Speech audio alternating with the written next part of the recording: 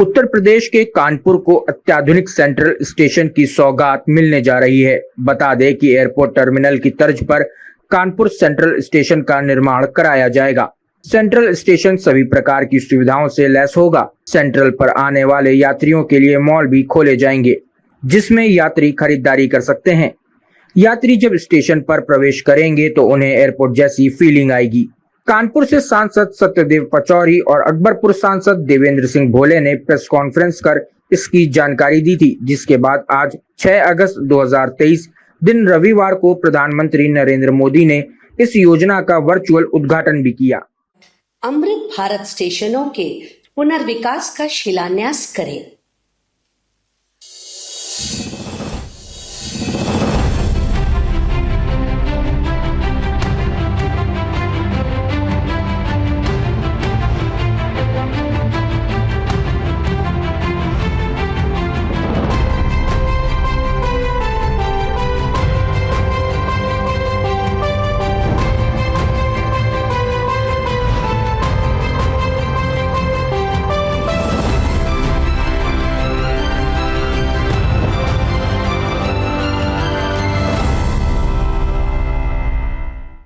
PM Narendra Modi ने rail मंत्री की मौजूदगी में कानपुर सेंट्रल और पनकी धाम स्टेशन सहित देश के 508 स्टेशनों के पुनर्विकास की आधारशिला रखी। उन्होंने कहा कि अब देश के विकास में भारतीय रेलवे अग्रणी भूमिका निभाएगा। पीएम मोदी ने कहा कि स्टेशनों के कायाकल्प से शहरों में रोजगार के नए द्वार खुलेंगे। शहर के निवासी अब स्टेशन पर सफर करने ही नहीं बल्कि स्टेशनों पर होने वाले बदलाव को देखने भी जाएंगे, जो कि आकर्षण का केंद्र भी बनेंगे। अब स्टेशन पर एयरपोर्ट जैसी सुविधाएं भी देखने को मिलेंगी। नमस्कार।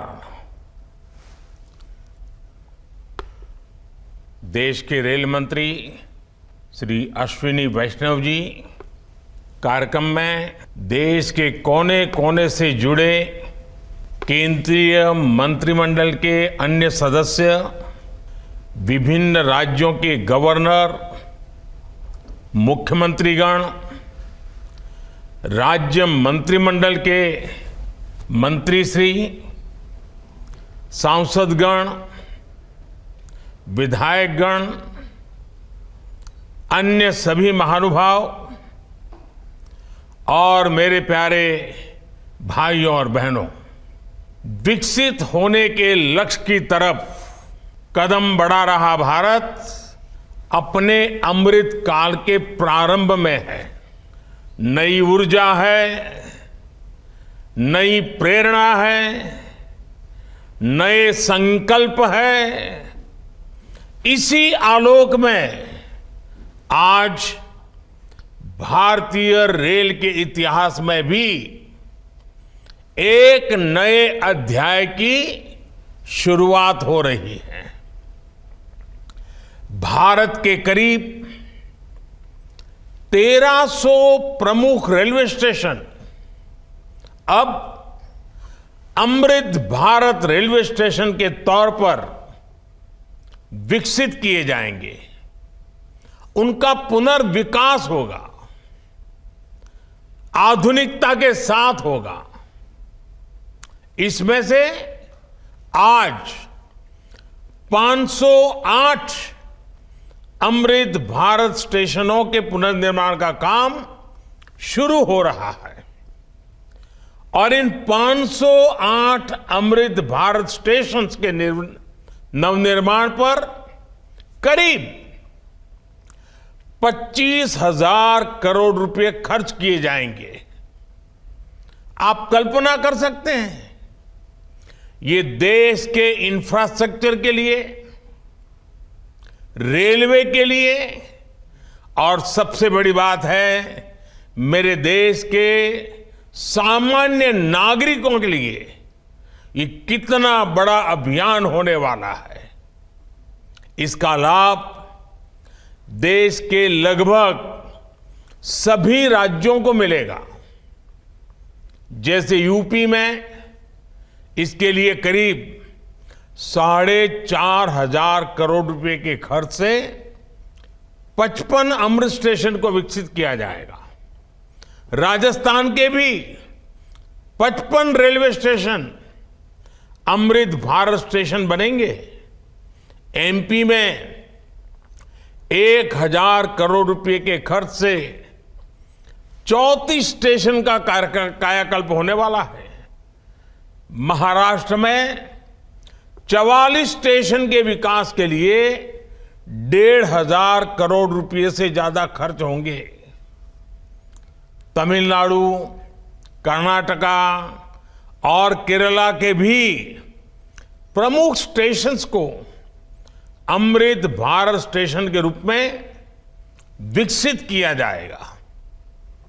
मैं अमृत काल के प्रारंभ में इस ऐतिहासिक अभियान के लिए रेल मंत्रालय की सराहना करता हूं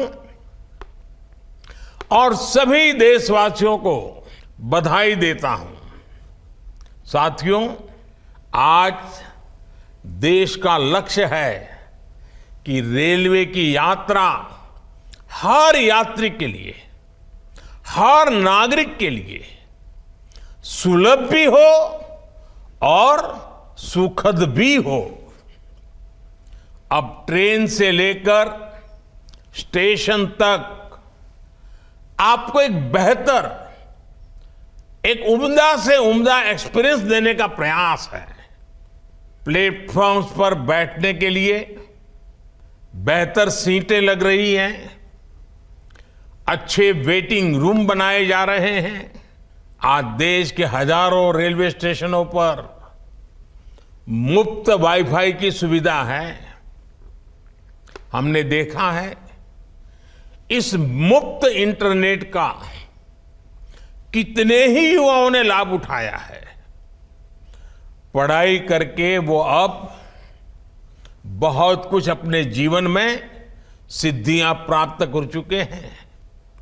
साथियों, ये इतनी बड़ी सिद्धियां हैं, जिस प्रकार से रेलवे में काम हुआ है, किसी भी पीएम का मन कर जाएगा कि इनका जिक्र 15 अगस्त को लाल किले से करें। और जब 15 अगस्त सामने है तो मन बहुत ही लालायित होता है कि उसी दिन इसकी चर्चा करूं।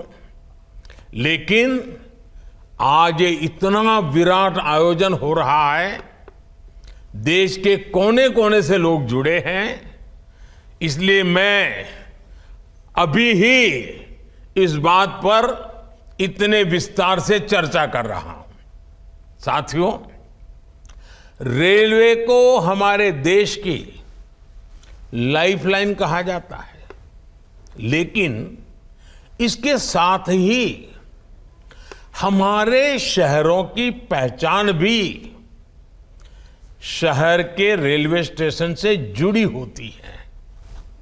समय के साथ ये रेलवे स्टेशन अब हार्ट ऑफ द सिटी बन गए हैं। शहर की सारी प्रमुख गतिविधियां रेलवे स्टेशनों के आसपास ही होती हैं। इसलिए आज बहुत आवश्यक है कि हमारे रेलवे स्टेशनों को नए आधुनिक स्वरूप में ढाला जाए। रेलवे की जगह का ऑप्टिमम यूटिलाइजेशन किया जाए। साथियों, जब देश में इतने सारे नए आधुनिक स्टेशन बनेंगे तो उससे विकास को लेकर एक नया माहौल भी बनेगा। देसी विदेशी कोई भी पर्यटक जब ट्रेन से इन आधुनिक स्टेशनों पर पहुंचेगा तो राज्य की, आपके शहर की पहली तस्वीर उसे जरूर प्रभावित करेगी। वो यादगार बन जाती है। आधुनिक सेवाओं के कारण पर्यटन को बढ़ावा मिलेगा। स्टेशन के आसपास अच्छी व्यवस्थाएं होने से आर्थिक गतिविधियों को भी बढ़ावा मिलेगा। सरकार ने स्टेशनों को शहर और राज्यों की पहचान से जोड़ने के लिए वन स्टेशन वन प्रोडक्ट योजना भी शुरू की है। इससे पूरे इलाके के लोगों को, कामगारों और कारीगरों को फायदा होगा, साथ ही जिले की ब्रांडिंग भी होगी। साथियों, आजादी के अमृत काल में देश ने अपनी विरासत पर गर्व का भी संकल्प लिया है। ये अमृत रेलवे स्टेशन उसके भी प्रतीक बनेंगे, हमें गर्व से भर देंगे। इन स्टेशंस में देश की संस्कृति और स्थानीय विरासत की झलक दिखेगी। जैसे जयपुर रेलवे स्टेशन में हवा महल, आमेर फोर्ट जैसी राजस्थान की धरोहरों की झलक होगी। जम्मू कश्मीर का जम्मू तवी रेलवे स्टेशन प्रसिद्ध रघुनाथ मंदिर से प्रेरित होगा। नागालैंड के दिमापुर स्टेशन पर वहां की 16 जनजातियों की लोकल वास्तुकला दिखाई देगी। हर अमृत स्टेशन शहर की आधुनिक आकांक्षाओं और प्राचीन विरासत का प्रतीक बनेगा।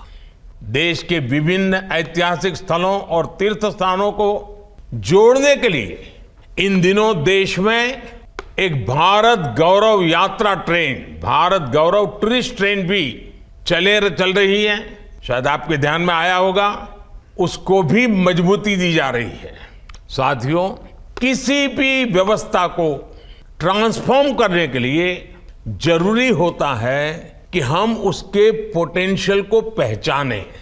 भारतीय रेल में तो ग्रोथ को रफ्तार देने का अपार पोटेंशियल है। इसी सोच के साथ बीते 9 वर्षों में हमने रेलवे में रिकॉर्ड इन्वेस्टमेंट किया है। इस साल के रेलवे को 2.5 लाख करोड़ रुपए से ज्यादा का बजट दिया गया है।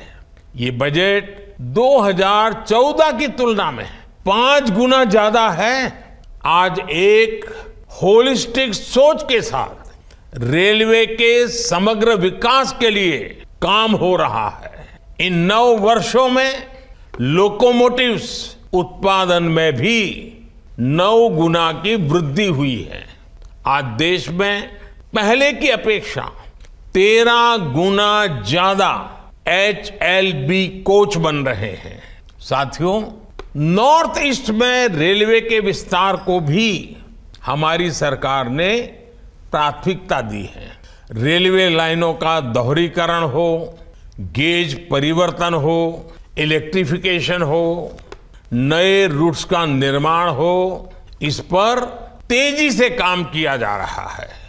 जल्द ही पूर्वोत्तर के सभी राज्यों की राजधानियां रेलवे नेटवर्क से जुड़ जाएगी। नागालैंड में 100 साल बाद दूसरा रेलवे स्टेशन बना है।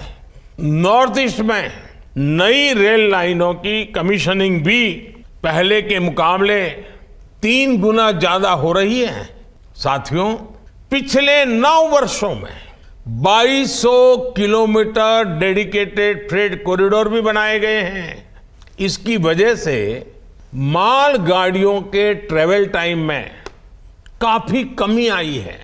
दिल्ली NCR से वेस्टर्न पोर्ट तक, चाहे गुजरात के समुद्री तट हो या महाराष्ट्र का समुद्री तट हो, पहले से जो सामान ट्रेन से पहुंचाने में एवरेज औसतन 72 घंटे लगते थे, आज वही लगेज, वही सामान, वही गुड्स 24 घंटे में पहुंच जाता है।